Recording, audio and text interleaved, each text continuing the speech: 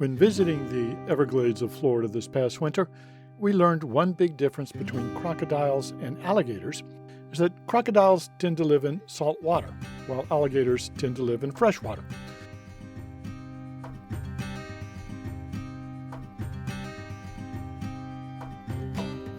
But the Everglades is not only about crocodiles and alligators, it's about a very different habitat and a wide collection of wildlife, as it bridges the fresh and the salt waters of Florida.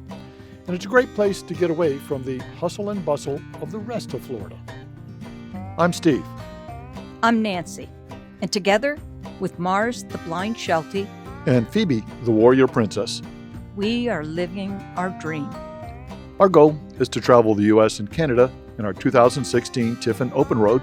While spreading the messages taught to us by our pets. Keep smiling. And be kind. Join us on our travels by subscribing to our channel as we continue our great adventure. And don't forget to leave us a comment to let us know how we are doing.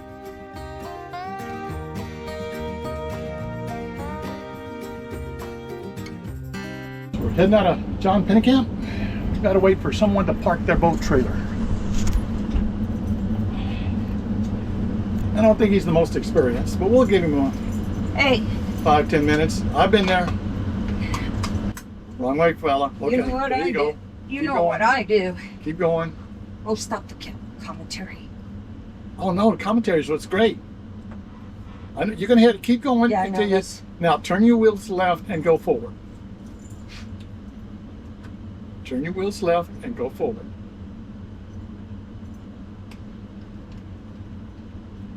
Oh, he's got somebody out giving him direction. No, turn your wheels left. No. Your truck's now at the wrong now angle. you're at the wrong angle. Your truck's at the wrong angle. Eventually, the skipper gave up on parking his trailer, and we were on our way to the National Park's Flamingo Campground in Homestead, Florida.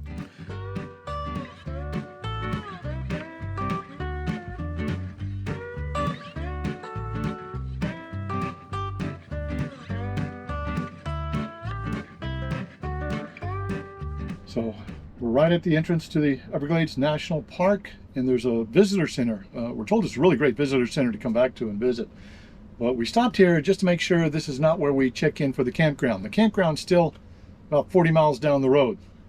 So we don't know if this is where you check in for the campground or if we check in down there. So we'll let you know when Nancy comes back.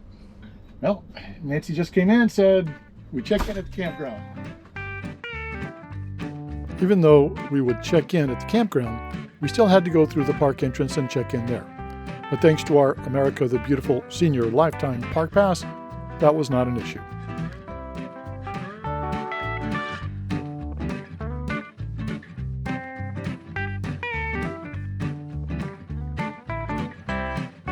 Phoebe enjoyed the warmth of the sunshine on the dash as we drove down.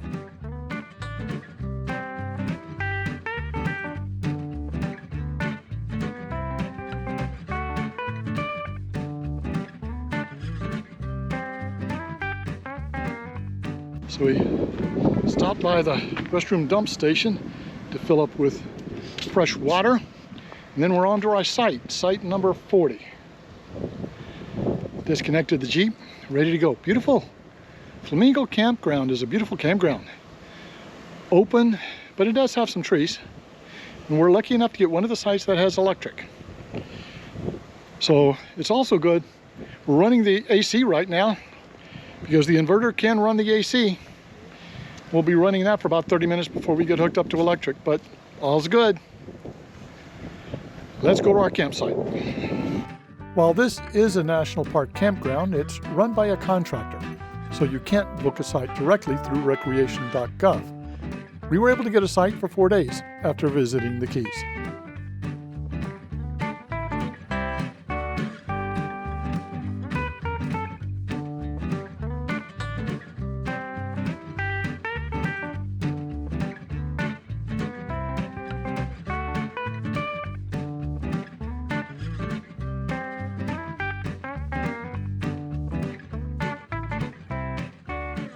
When we put our front awning out, we like to tie it down when we can, but it's an interesting experiment. What kind of soil do you have? in New Hampshire, we ran into granite bedrock pretty quick. Sometimes can't put our screws all the way in and our anchors all the way in. Here it's kind of interesting. Ran into the same thing on the Florida Keys. You can only go so far before I think you hit that limestone bedrock that they have. And I think I hit the same thing down here. I think it's limestone, not sure. But there's some rock not far beneath the soil that we just can't go any further with our anchors. So here's what it is. It's tied down pretty good.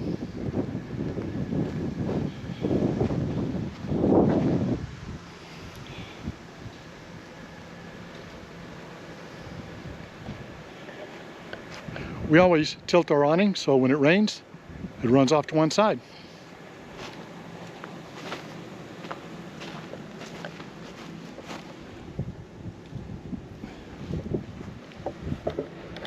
Plus the sun is on this side, so I'm trying to block as much sun on this side as I can.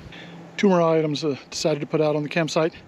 Since we're in a hot, sunny climate, put the tar covers on. Those are a big investment. I'd like to save those as long as I can. Second thing, little outdoor cooking. Brought out the Blackstone electric griddle, so I can cook outside a few times if I want. Hey Phoebe, did you get all set up?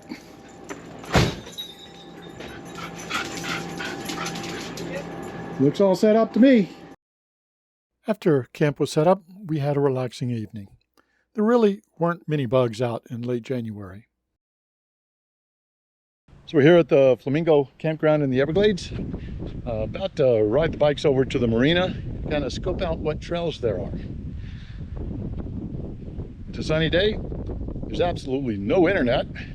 Periodically it comes in and the email comes in. Like at 5 o'clock this morning it did check and was able to download a little bit of email, but then got disconnected again. So it's a different experience without the internet. So we've got to go explore nature. Let's see what we got.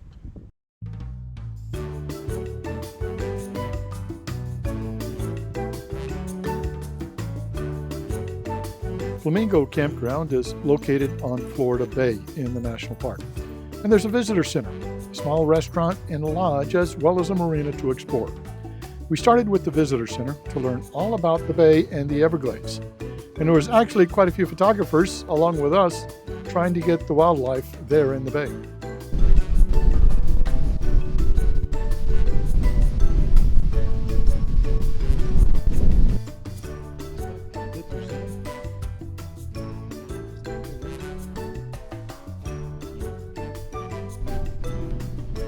The visitor center was a wealth of information about the ecology and the history of the Everglades, including the people who were tough enough to build a life in these harsh environments. For example, we learned egret blooms were a big part of the economy in the past. So here's how you get around the mud flats, huh? Yep. And that's how the horses got around.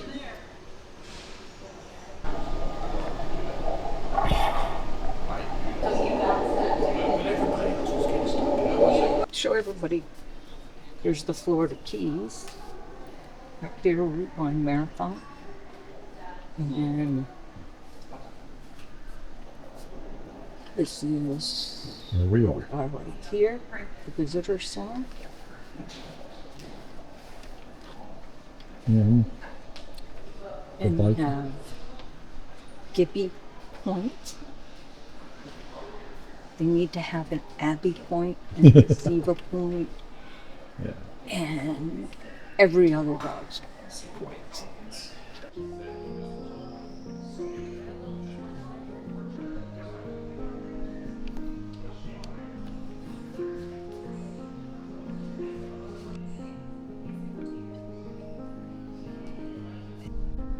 The mud flats right off of the visitor center was a great place to watch all the birds.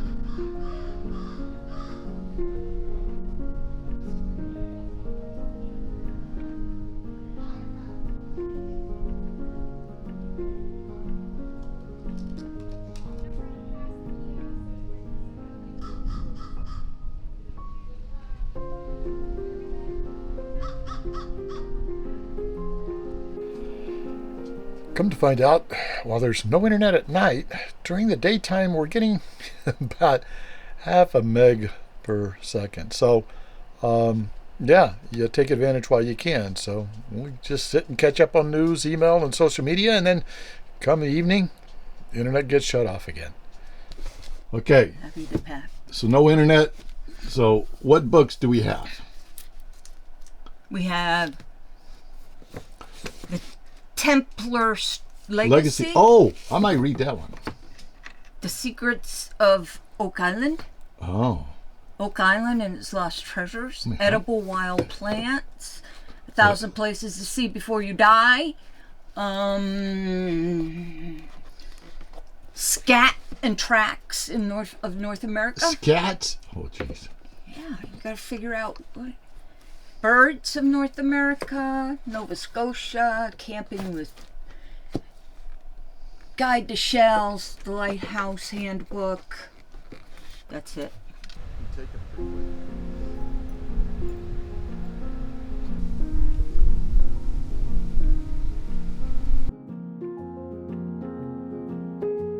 We spent a quiet night since we had little to no internet, but nice time to view the stars, so far away from the lights of the big cities.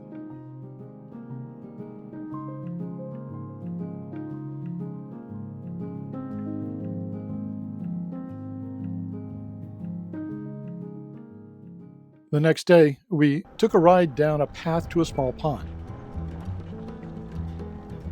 I think this is what a lot of people think of when they think of the Florida Everglades. At least I did.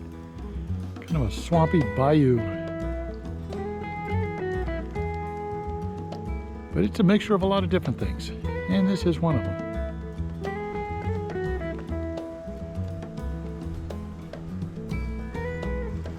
Oh, hello. Yeah, I didn't see you walking by, did I?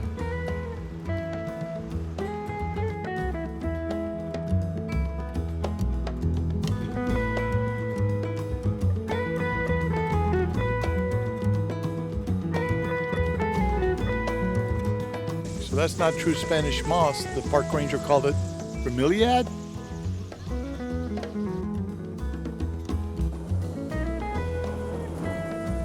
We then headed over to the Marina, where we got to see some of the regulars, 2 big crocodiles who would lay on the boat ramp to sun themselves.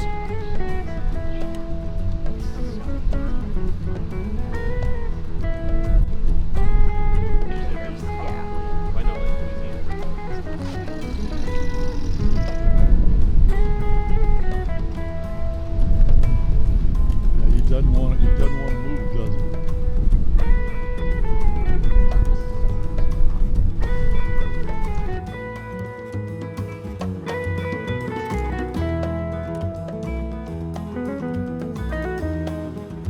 Then a walk around the marina where we saw a couple of manatees.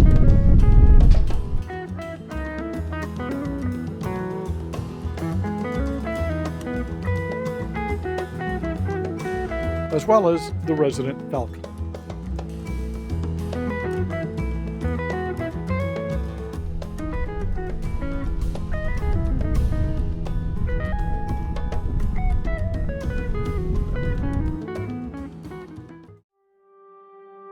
On one of the last days in the Everglades, Nancy and I rented a small boat from the marina to see a little of the life on the water. Now, we weren't allowed offshore, but ventured up a canal to a small lake. We got to see a wide variety of birds for sure, and it was a very enjoyable ride.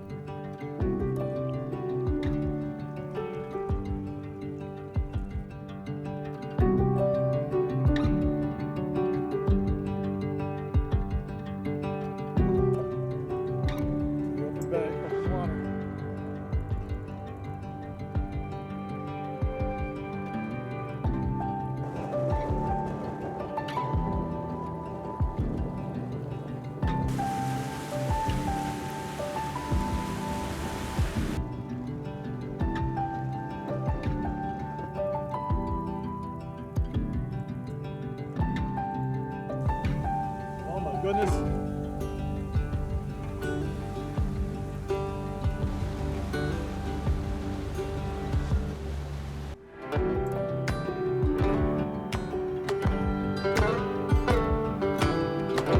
This is what no wake looks like. What? I'm talking to the camera.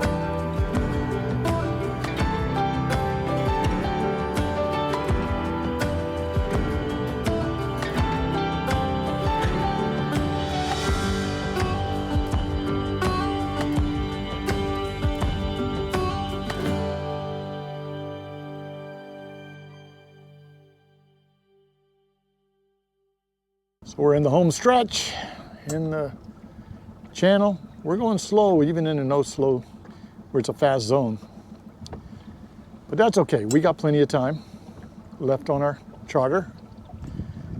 We're just going to see what's here. The sun's gone behind the clouds from time to time, and it's coming out now.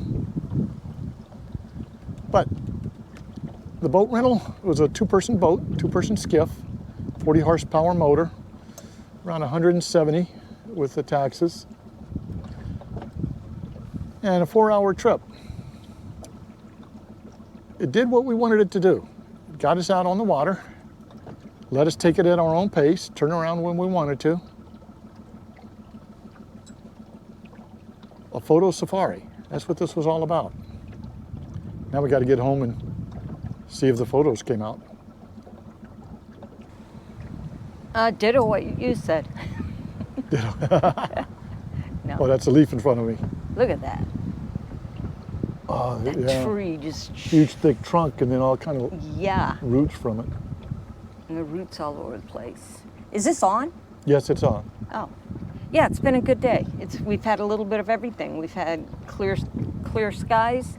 We've had partly cloudy, totally cloudy, A little wind. no wind, no wind. And it's been perfect.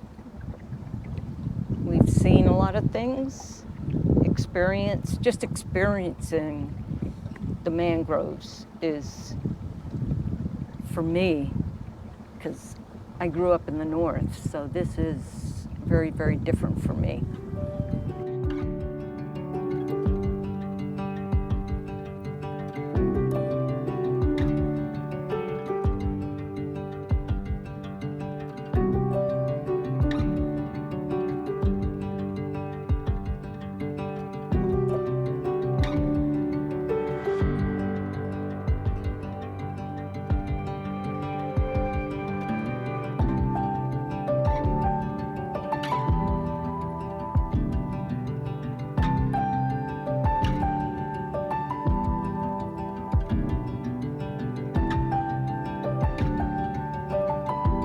Let us know in the comments if you've ever visited the Everglades or are planning a trip anytime soon. Till next time, keep smiling and be kind.